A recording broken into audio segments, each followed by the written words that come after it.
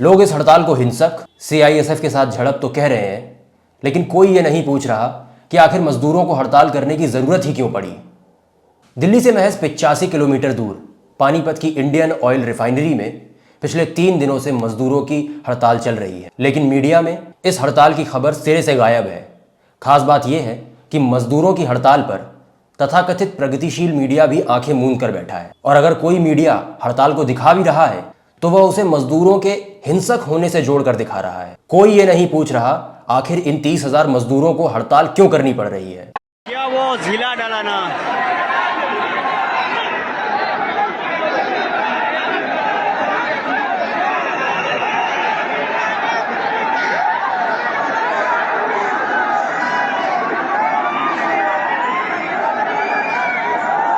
आज हम न्यूज़ थाली पर पानीपत के इंडियन ऑयल रिफाइनरी में चल रही हड़ताल की पूरी कहानी बताएंगे। 22 फरवरी सुबह की शिफ्ट में इंडियन ऑयल की रिफाइनरी में एलएनटी के कंस्ट्रक्शन साइट पर एक हादसे की खबर आती है। बताया जाता है कि हादसे में 2 मजदूरों की जान चली गई और एक मजदूर बुरे तौर पर जख्मी हो गया। पूरा मैनेजमेंट इस खबर को दबाने की मुहिम में जुट जाता है, लेकिन बात जंगल में लगी आग की तरह मजदूरों के बीच में फैल जाती है।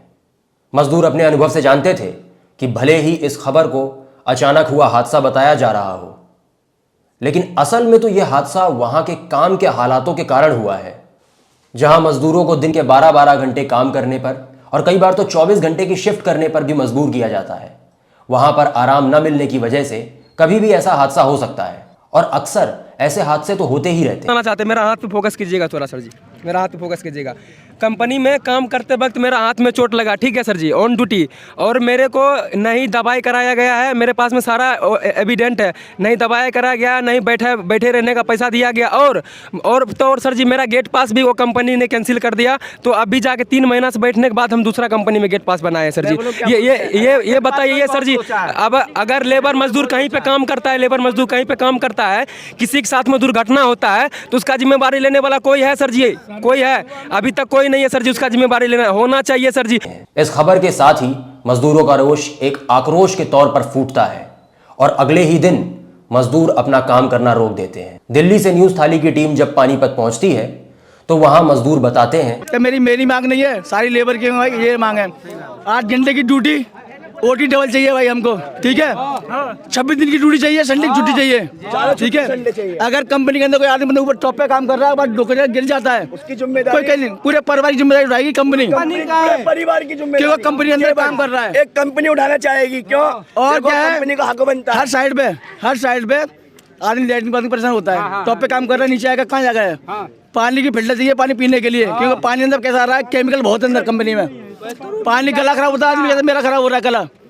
पानी फिल्टर चाहिए, लैट्रिन बाथरूम चाहिए आदमी के लिए, ठीक है। और कोई भी सुपरवाइजर, कोई भी किसी बंदे पे लेबर में हाथ नहीं उठाएगा, हाथ उठाएगा तो वो जिम्मेदारी खुद ही लेगा, क्योंकि लेबर छोड़ेगी नहीं उसे। अचानक हुई इस हड़ताल से कंपनी का मैनेजमेंट हिल उठता है और वह पहले सीआईएसएफ के जरिए और बाद में हरियाणा पुलिस के जरिए मजदूरों की एकता पर पलटवार करता है।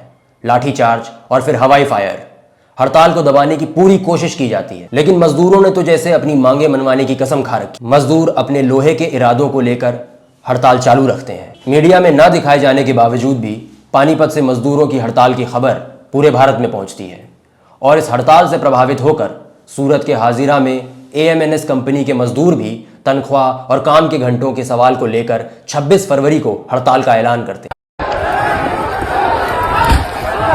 लेबर कर रहा था अंदर का ही बुलाने के लिए उसको भी मारना चालू कर दिया। गुजरात सरकार कई थानों की पुलिस कंपनी के पक्ष में खड़ी कर देती है। 25 मजदूरों को गिरफ्तार भी किया जाता है, लेकिन हड़ताल अभी भी वहां पर बदस्तूर जारी है। देश में श्रम कानूनों को खत्म कर 4 नए लेबर कोड लाने के बाद 8 घंटे काम पर से कानूनी रोक हटा दी गई है। वर्कर सेफ्टी के बने प्रोविजंस को कमजोर कर दिया गया है और मजदूरों का यूनियन बनाने के मौलिक अधिकारों को भी छीन लिया गया है, जिसके कारण मजदूरों का शोषण लगातार बढ़ता जा रहा है। इस बढ़ते शोषण के बीच पहले बिहार के बरौनी और अब पानीपत और सूरत से आ रही हड़ताल की खबरों से ऐसा लगता है कि आने वाले दिनों में मजदूरों का अपने हकों के लिए संघर्ष और तेज होगा।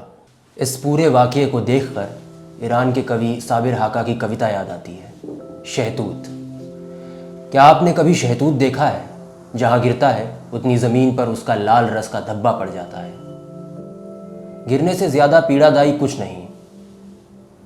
मैंने कितने मज़दूरों को देखा है इमारतों से गिरते हुए, गिरकर शहतूत बन जाते हुए।